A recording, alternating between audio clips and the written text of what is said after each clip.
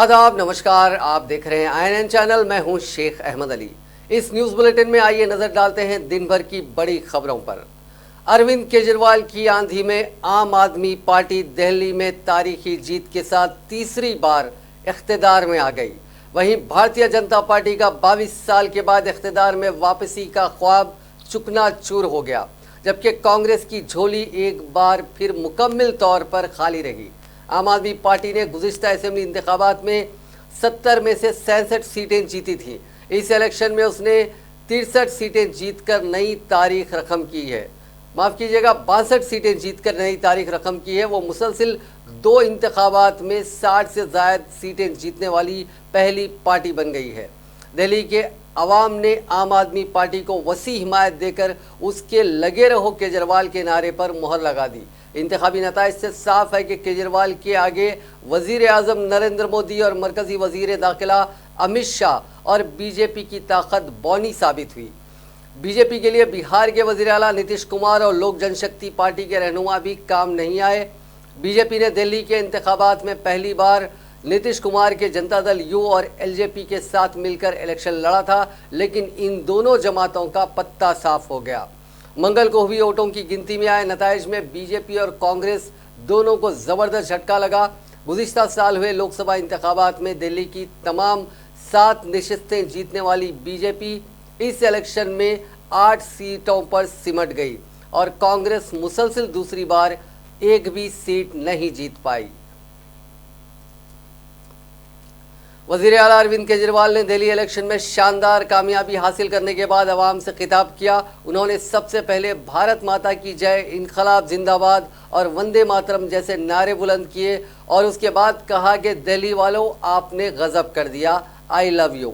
अपनी खुशी का इजहार करते हुए अरविंद केजरीवाल ने अपनी बात आगे बढ़ाते हुए कहा कि ये मेरी जीत नहीं, दिल्ली की हर उस फैमिली की जीत है जिसने मुझे बेटा समझकर वोट दिया। ये हर उस फैमिली की जीत है जिसके घरों में 24 घंटे बिजली मिलने लगी, जिसके बच्चों को मियारी तालीम मिलने लगी, जिनको अस्पतालों में अच्छा इलाज मिलने लगा। लोगों से मुखातिब होते हुए अरविंद केजरीवाल ने मजीद कहा कि दिल्ली के लोगों ने आज मुल्क में एक नई तरह की सियासत को जन्म दिया है और उसका नाम है काम की सियासत। दिल्ली के लोगों ने अब पैगाम दे दिया है कि वोट उसी को मिलेगा जो स्कूल बनवाएगा, वोट उसी को मिलेगा जो महल्ला क्लिनिक बनवाएगा, जो सस्ती बिजली देगा, सड़क बनवाएगा। ये अलग किस्म की सियासत है जो मुल्क के लिए खुश आइंद है और यही सियासत हमारे मुल्क को 21वीं सदी में ले जा सकती है।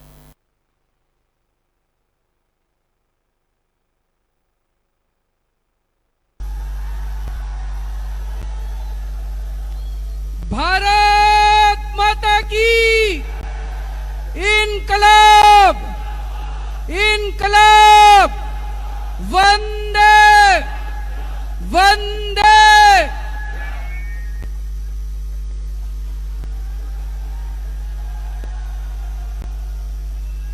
दिल्ली वालों, गजब कर दिया आप लोगों ने।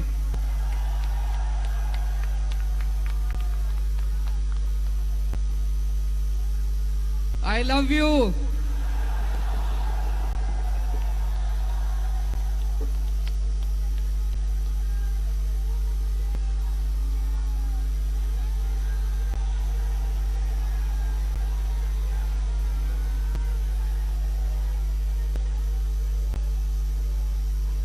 दोस्तों,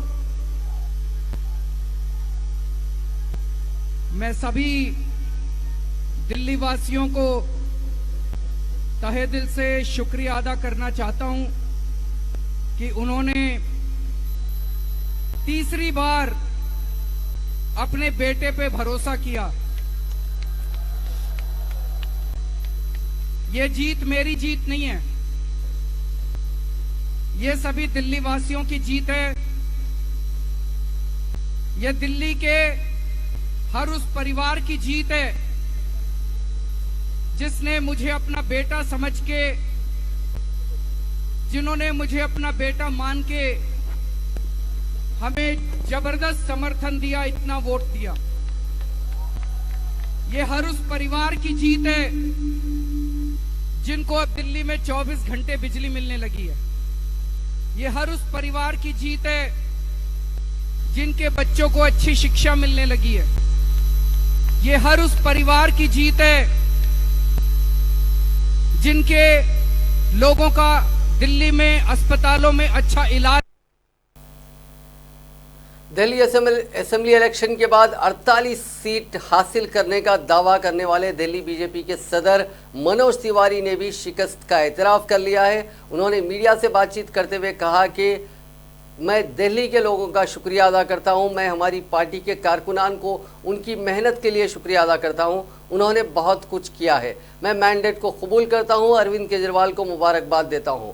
मुझे उम्मीद है कि वो लोगों की उम्मीदों के मुताबिक अच्छा काम करेंगे। साथ ही मनोज तिवारी ने दिल्ली इलेक्शन में बीजेपी की शिकस्त को मायूस करार दिया।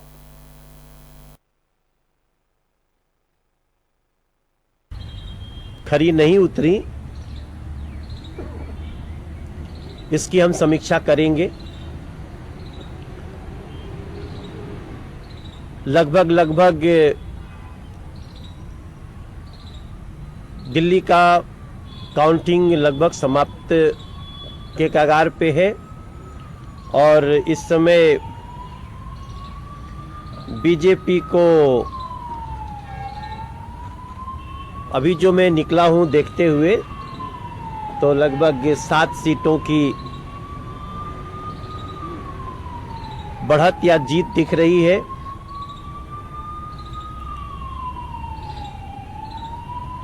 अब तो कभी कभी ऐसा होता है कि जब आपके हिसाब से आपके पक्ष में निर्णय नहीं हो तो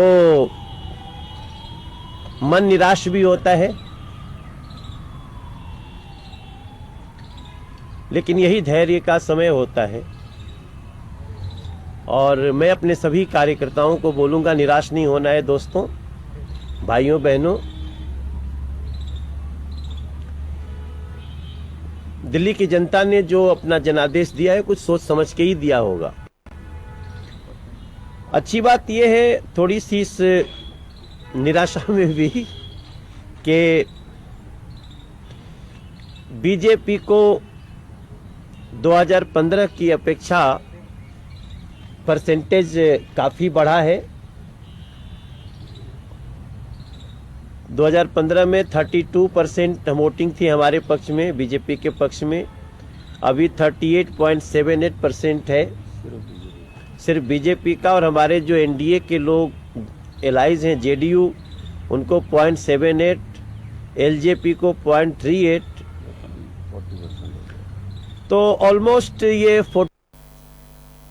दिल्ली का ये लगातार दूसरा इलेक्शन है जिसमें कांग्रेस पार्टी खाता नहीं खोल पाई।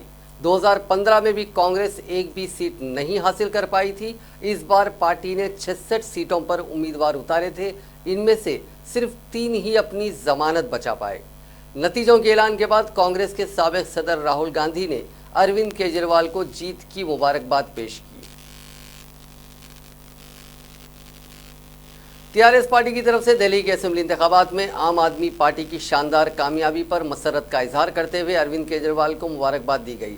पार्टी के कारगुजार सदर व वजीर बल्दी नज़्म व नस्क केटी रामाराव ने ट्विटर पर चीफ मिनिस्टर दिल्ली अरविंद केजरीवाल को मुबारकबाद पेश करते हुए कहा कि केजरीवाल ने मुतासिर कुन कामयाबी हासिल करते हुए दिल्ली में हैट्रिक की है। इसी दौरान टीआरएस कायद व रुकने काउंसिल के प्रभाकर ने भी आम आदमी पार्टी सरबराह केजरीवाल को मुबारकबाद दी। उन्होंने कहा कि दिल्ली इंतखाबात के नताइज फ़िरका परस्त ताकतों बिलखुसूस मजहब के नाम पर आवाम को तकसीम करने वालों के मुंह पर एक तमाचा है। मीडिया से बात करते हुए प्रभाकर ने कहा कि इलाकाई जमातों को मकामी मसाइल से अच्छी तरह वाकिफियत होती है। यही वजह है कि दिल्ली के अवाम ने आम आदमी पार्टी को वाज़े अक्सरियत ही नहीं बल्कि शानदार कामयाबी अता की है। उन्होंने कहा कि दिल्ली के रायदहिंदों ने बीजेपी के गुमराहकुन वादों को मुस्तरद करते हुए तरक्की के नाम पर वोट दिया। टीआरएस कायद ने कहा कि दिल्ली इंतखाबात के नताइज के बाद ये वाज़े हो रहा है कि मुस्तकबिल में इलाकाई जमातों का ही अहम रोल रहेगा। उन्होंने कहा कि रियासतों के साथ मरकज़ जो रवैया अख्तियार कर रहा है उसको देखने से ऐसा महसूस होता है कि मुस्तकबिल में हर रियासत की इंतखाबी नताइज दिल्ली की तारीख को दोहराएंगे। तेलंगाना बीजेपी के रुकने काउंसिल रामचंद्र राव ने कहा है कि दिल्ली में बीजेपी ने माजी के मुकाबले बेहतर मुजाहरा किया, लेकिन कांग्रेस पार्टी पूरी तरह ख़त्म हो चुकी है। दिल्ली नताइज पर तबसरा करते हुए उन्होंने कहा कि राहुल गांधी और प्रियंका गांधी ने भी आम आदमी पार्टी को ही वोट दिया है। माजी के मुकाबले बीजेपी के वोट फीसद में इजाफा हुआ है।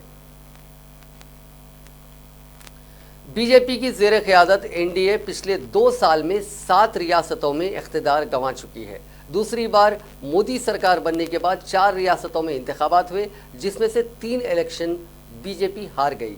पिछले बार दिल्ली में महज 3 सीटें जीतने वाली बीजेपी को इस बार बेहतर मुजाहरे की उम्मीद थी।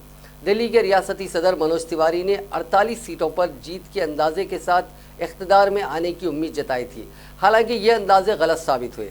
इसी के साथ बीजेपी के लिए मुल्क का सियासी नक्शा भी नहीं बदला। दिल्ली समेत 12 रियासतों में अभी भी बीजेपी मुखालिफ पार्टियों की ही हुकूमतें हैं। एनडीए के पास 16 रियासतों में ही सरकार है। इन रियासतों में 42% आबादी रहती है। कांग्रेस खुद के बूते या अलायंस के जरिए महाराष्ट्र, राजस्थान, मध्य प्रदेश, छत्तीसगढ़, पंजाब, पुडुचेरी में इख्तिदार में है। दिसंबर में हुए इंतखाबात में झारखंड में हुकूमत बनने के बाद कांग्रेस की 7 रियासतों में सरकार है। दिल्ली में आम आदमी पार्टी लगातार तीसरी बार जीती है। वेस्ट बंगाल में तृणमूल कांग्रेस, केरल में सीपीएम की क़यादत वाला गठबंधन, आंध्र प्रदेश में वाईएसआर कांग्रेस, उड़ीसा में बीजेडी और तेलंगाना में टीआरएस इख्तिदार में है। एक और रियासत तमिलनाडु है, जहां बीजेपी ने एआईएडीएमके के साथ लोकसभा इंतखाबात तो लड़ा था, लेकिन रियासत में उसका एक भी एमएलए नहीं है, इसलिए वो इख्तिदार में हिस्सेदार नहीं है। दिसंबर 2017 में एनडीए बेहतर हालत में था।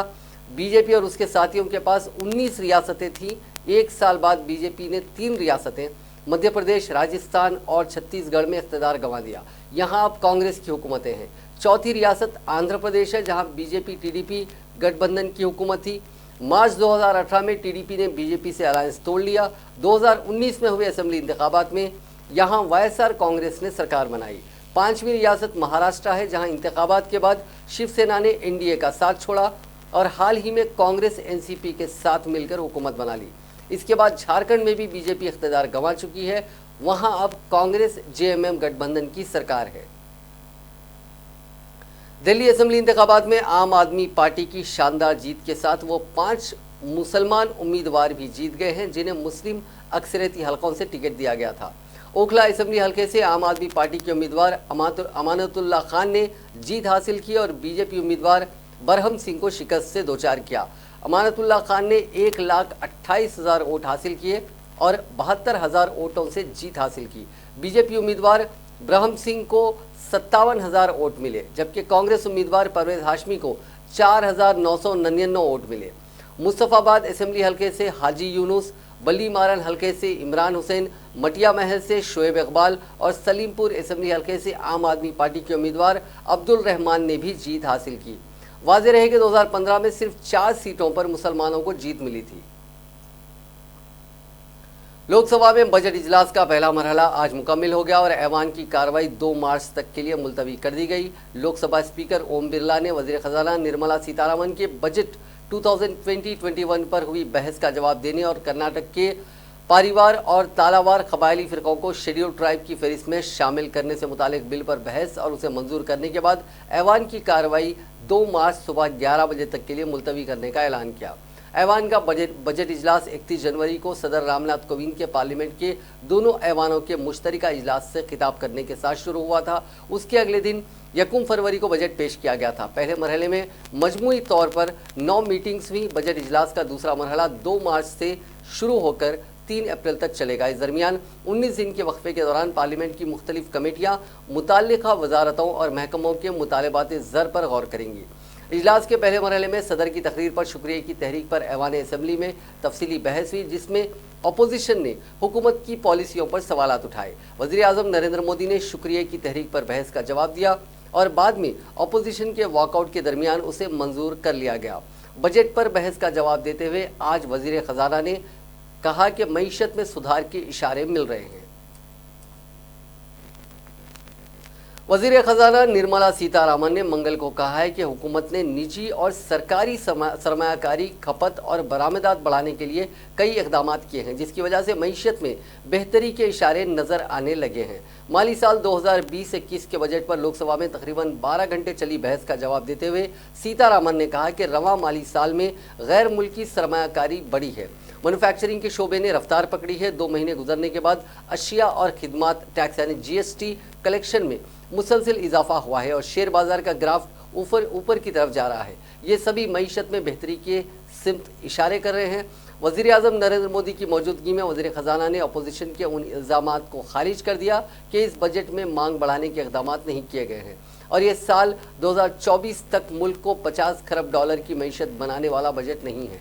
उन्होंने कहा कि माली साल 2014-15 में मुल्क की मईशत का आदाद शुमार 20 खरब डॉलर था, जो 2018-19 में बढ़कर 27 खरब डॉलर पर पहुंच गया। रवा माली साल में हिंदुस्तानी मईशत 29 खरब डॉलर की होगी और इस रफ्तार से हम 50 खरब डॉलर पर पहुंच जाएंगे। उन्होंने कहा कि मोदी हुकूमत के दौर इख्तिदार में मजमूई घरेलू पैदावार यानी GDP की औसत तरक्की की शरह 7.4% और औसत खुर्दा महंगाई की शरह 4.5% रही। मार्च 2019 में मरकजी हुकूमत की देनदारी घटकर GDP के 49.4% पर आ गई।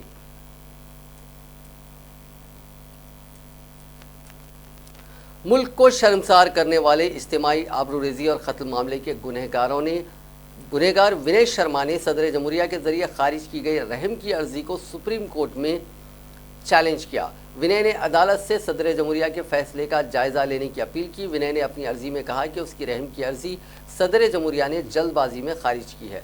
वाज़ेह रहे कि सदर जमहूरिया रामनाथ कोविंद ने गुज़िश्ता 1 फरवरी को विनय की रहम की अर्जी खारिज कर दी है। दारुल हुकूमत के जनूबी दिल्ली में निर्भया के साथ 16 दिसंबर 2012 को चलती बस में इज्तिमाई आबरूरेज़ी की गई थी और उसके बाद उसे सड़क पर फेंक दिया गया था।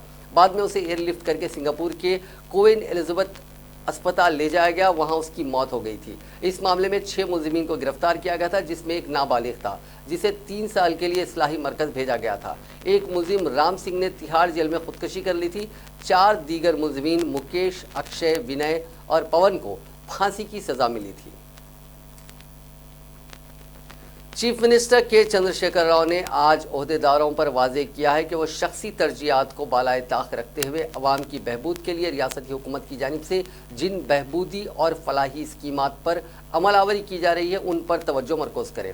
उन्होंने कहा कि हिंदुस्तान जैसे एक जमहूरी मुल्क में ओहदेदार ही मुंतखबा हुकूमत के फैसलों पर अमलावरी के जिम्मेदार होते हैं। चीफ मिनिस्टर ने मंगल को प्रगति भवन में ज़िला कलेक्टरों की कॉन्फ्रेंस को मुखातिब करते हुए कहा, इस कॉन्फ्रेंस में वज़रा, सीनियर ओहदेदारों के अलावा ज़िले कलेक्टर्स और एडिशनल कलेक्टर्स ने शिरकत की। चीफ मिनिस्टर ने इस मौके पर रियासती हुकूमत की तरजीहात की वजाहत करते हुए कहा कि हुकूमत ने कई नए असलाहात और क़वानीन लाए हैं ताकि हुकूमत की स्कीमात और प्रोग्रामों से मज़ीद जामे अंदाज में आवाम को मुस्तफ़ीद किया जा सके। उन्होंने कहा कि असलाहात और क़वानीन के निफाज से कबल माहिरीन से वसीतर मुशावरत भी की गई।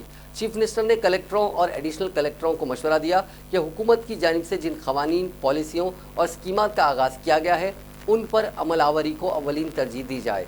उन्होंने बिलखुसूस ज़िला कलेक्टर से कहा कि वह इस बात को यकीनी बनाएं कि हुकूमत की बहबूदी और फलाही स्कीमात के समरात जामे अंदाज में आवाम तक पहुँच पाएँ। चीफ मिनिस्टर ने कहा कि महकमा पंचायत राज में तमाम मखलूआत जायदादें पूरी की जा रही हैं और जहाँ कहीं मखलूआत जायदाद सामने आती है तकर्रुरात की जिम्मेदारी कलेक्टरों को रहेगी। उन्होंने कहा कि हुकूमत तमाम बल्दियात में जायदादें पूरी करने के लिए तैयार है। महकमा बल्दी नज़्म व नस्क को मखलूआत जायदादों की तफसीलात पेश करने की उन्होंने हिदायत दी।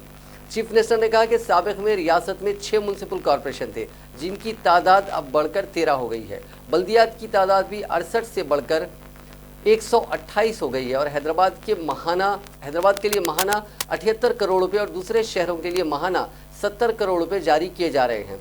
उन्होंने कहा कि बल्दियात और कॉरपोरेशंस में आलूदगी के खात्मे पर भी तवज्जो मरकूज़ की जानी चाहिए। उन्होंने कहा कि हैदराबाद में भी अगर मुनासिब इक़दाम नहीं किए गए तो यहाँ पर भी आलूदगी का संगीन मसला सामने आ सकता है, इसलिए हमें अभी से एहतियात करना चाहिए। चीफ मिनिस्टर ने हैदराबाद और उसके अतराफ व अकनाफ बड़े पैमाने पर शजरकारी का मशवरा भी दिया। चीफ मिनिस्टर ने कहा कि BR नेशनल पार्क की तर्ज पर वनस्थलीपुरम में हरिणी वनस्थली पार्क को फ़रोग़ दिया जाए। उन्होंने शहर में आलूदगी पर कंट्रोल के लिए मुनासिब मंसूबे तैयार करने की भी हिदायत दी और कहा कि डीजल की गाड़ियों में कमी करते हुए इलेक्ट्रिक गाड़ियों में इजाफा किया जाए। चीफ मिनिस्टर ने कहा कि हर घर में आलूदगी के ताल्लुक से बेदारी पैदा की जानी चाहिए। चीफ मिनिस्टर ने कहा कि रियासत तेलंगाना हालांकि मुख्तलिफ शोबों में पहले नंबर पर है, लेकिन ये सिर्फ खवानदगी यानी लिटरेसी में पीछे है। उन्होंने कहा कि हमें रियासत को टोटल लिटरेट मुकम्मल खवानदा बनाने का अहद करना चाहिए और सरपंचों को भी देहातों में खवानदगी में इजाफे के इक़दाम करने चाहिए। उन्होंने कलेक्टरों से कहा कि वो अपने ज़िले को मुकम्मल खवानदा ज़िले में तब्दील करने की जिम्मेदारी कबूल करें।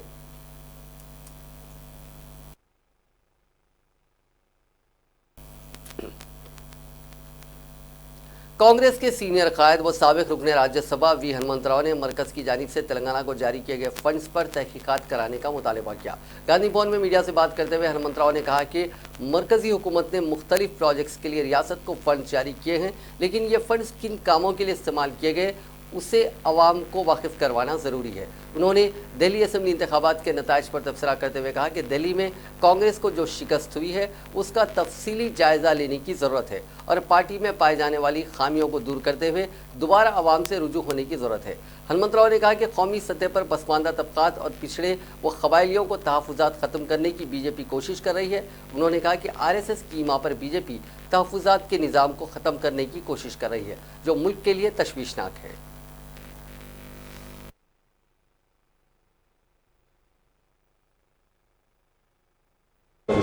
केंद्र सरकार, नरेंद्र मोदी सरकार, जब से ये सरकार पावर में आया, बार बार एक तरफ मोहन भगत बोलता है इस देश में रिजर्वेशन फिर एक मरतबा रिव्यू होना चाहिए, और दूसरी तरफ से कोर्ट क्या बोलती, रिजर्वेशन किसी का राइट नहीं है, प्राइमरी राइट नहीं है बोलते। फिर कैसा नहीं, बाबा साहब अम्बेडकर जब केस आज़ादी हुआ उसके बाद अपने रिपब्लिक देश बना, उस वक्त ये रिजर्वेशन का अमल आई थी। बाबा साहब अम्बेडकर छूत अछूत के नाम पे लोगों को दूर रखते थे, उनको भी हक मिलाने का दिए, उसका नाम ये बाबा साहब अम्बेडकर SC STों को रिजर्वेशन दिया, उसमें BCओं को भी मिला दिया।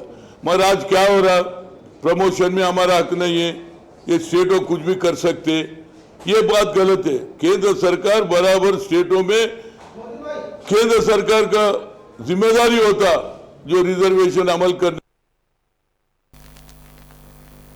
कुल हिंद कांग्रेस कमेटी के सेक्रेटरी संपत कुमार ने सुप्रीम कोर्ट के SC ST के तहफ़्फ़ुज़ात पर दिए गए फैसले की मजम्मत की है। मीडिया से बात करते हुए उन्होंने कहा कि पार्लियामेंट में यह वाज़ेह हो गया है कि बीजेपी हुकूमत दस्तूर में दिए गए हुकूक को सलब करना चाहती है। RSS के इशारे पर तहफ़्फ़ुज़ात को ख़त्म करने की कोशिश की जा रही है। मरकज़ी हुकूमत ने सुप्रीम कोर्ट को बताया कि सरकारी मुलाजिमतों में दस्तूरी तौर पर तहफ़्फ़ुज़ात बुनियादी हक नहीं है।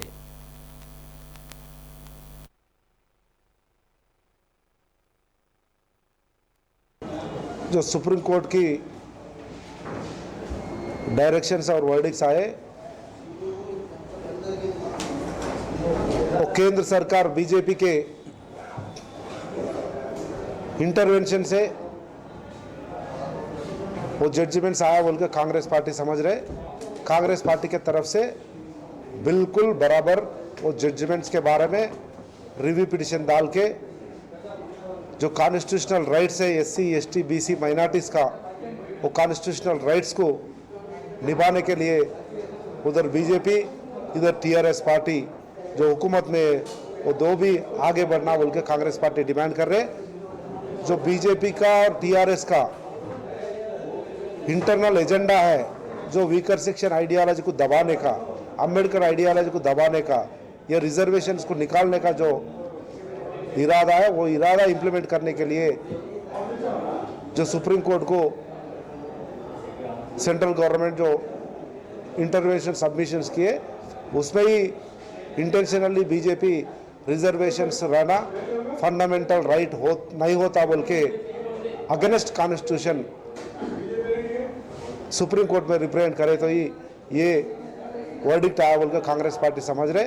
वैसे ही तेलंगाना में भी TRS पार्टी ये SC ST BC माइनॉरिटीज़ के रिजर्वेशंस के ऊपर STs 12%, माइनॉरिटी 12%, SCs का कैटेगराइजेशन और BCs का 25(1), 24(1), 37, 27(1), वैसा सब लोगों से रिजर्वेशंस के बारे में, इन लोगों के ज़िंदगी के बारे में पॉलिटिकल गेम खेलते, उसको कांग्रेस पार्टी के तरफ से कंडेम करते हुए आगे आने दिनों में, ये 2-3 दिनों में हमारे PCC प्रेसिडेंट और AIC सेक्रेटरी के परमिशन से आज जो भी 3 डिपार्टमेंट्स हेड से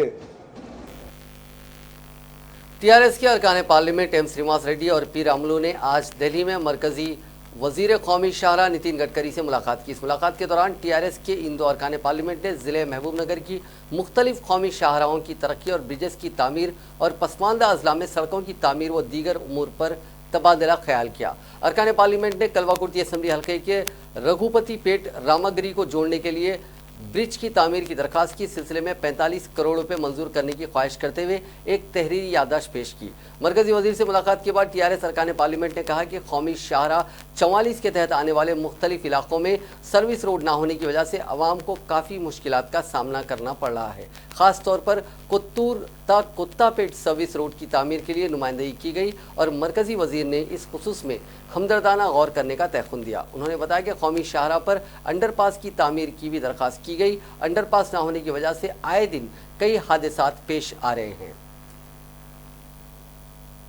वज़ीर जंगलात और माहौलियात इंदिरा किरण रेड्डी ने कहा है कि शजरकारी और पौधों की अफजाइश में तेलंगाना रियासत मुल्क भर में सर-ए-फ़हरिस्त है।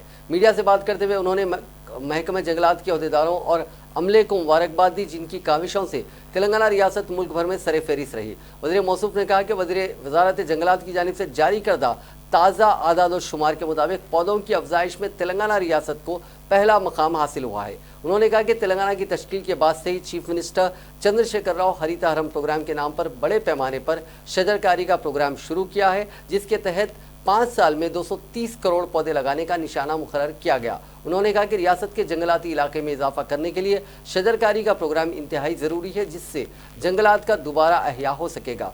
उन्होंने कहा कि हुकूमत ने शजरकारी का जो निशाना मुकर्रर किया है, रियासत उसके करीब है। महकमा जंगलात के अहदेदारों को मजीद मेहनत करते हुए इस निशाने को अबूर करने की ज़रूरत है। वज़ीर जंगलात ने कहा कि चीफ मिनिस्टर चंद्रशेखर राव की सालगिरह के मौके पर 17 फरवरी को बड़े पैमाने पर शजरकारी प्रोग्राम मुनक्किद करने की हिदायत दी जा रही है।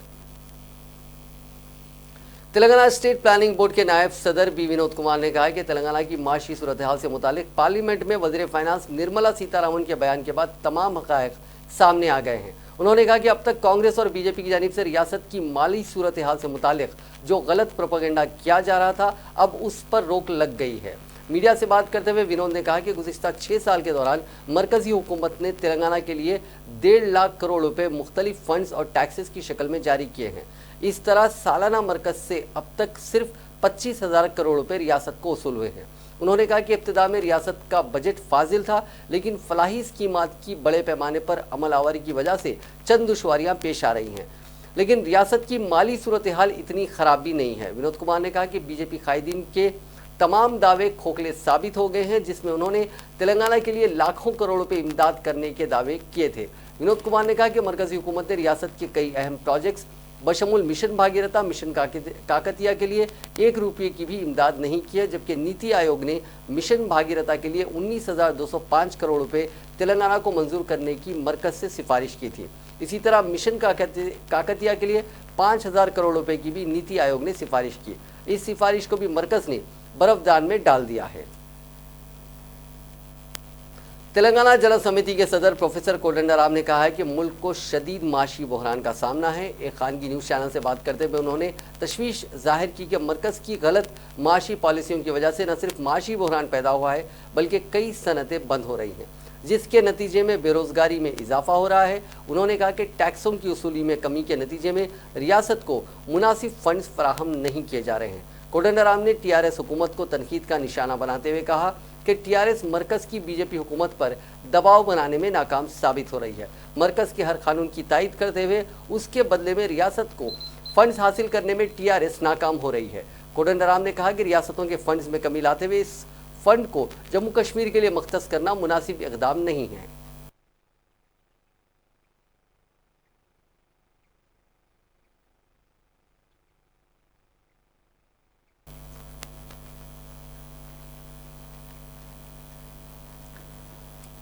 दुनिया भर में कोरोना वायरस से मरने वालों की तादाद 1018 तक पहुंच गई है, जबकि अब तक 27 ममालिक में इस वायरस से 43,122 अफराद मुतासिर हुए हैं। चाइना के हुबई में 1 फरवरी से अब तक 2,097 अफराद मुतासिर हुए हैं। इंडिया में अब तक जुमला 1,622 नमूनों की जांच की गई है और 654 अफराद को आइसोलेशन वार्ड में रखा गया है। तीसरे और आखिरी वनडे में भी न्यूजीलैंड ने हिंदुस्तान को शिकस्त देकर सीरीज 3-0 से अपने नाम कर ली है। आज हिंदुस्तान ने न्यूजीलैंड के सामने जीत के लिए 296 रन का हदफ रखा था, जिसे मेज़बान टीम ने महज 5 विकेट के नुकसान पर 47.1 ओवर में हासिल कर लिया।